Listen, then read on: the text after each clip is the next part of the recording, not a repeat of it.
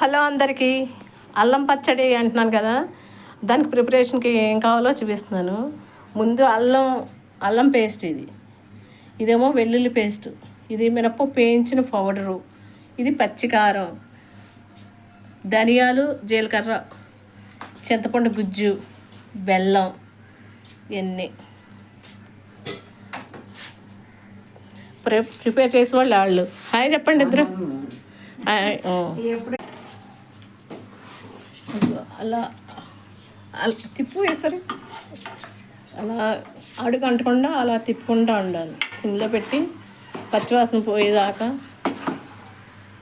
అది కనిపిస్తుందా అల్లం పచ్చడి? ఇది రెడీ అయిపోయింది అల్లం పచ్చడి. చూసారా? నచ్చిందా?